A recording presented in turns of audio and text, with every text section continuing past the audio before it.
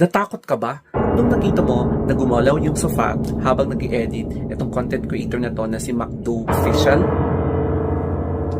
Naniniwala ka ba sa poltergeist or yung mga residual spirits na hindi natin nakikita na kaya nilang pagalawin yung mga gamit? Panoorin natin ulit at huwag kang kukurap.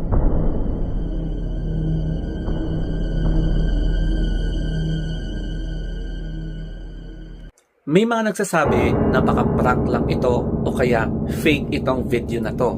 Pero ako bilang isang nagjo-duty sa ospital sa 11/7 shift, marami na akong mga kasama na naka-experience ng mga ganito.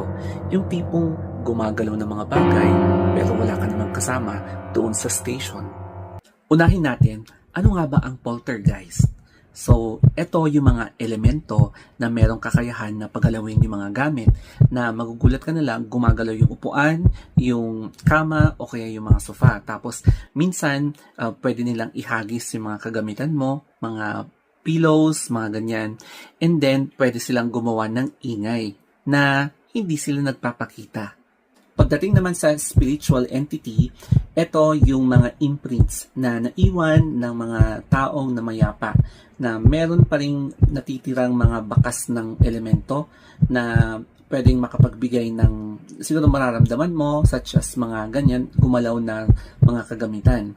Pero hindi siya kasing lakas mga ginagawa ng poltergeist.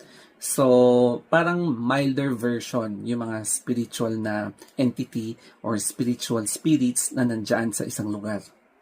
Naalala nyo ba yung previous vlog ko about sa 3 AM na umiiyak na bata? Parang ganito siya.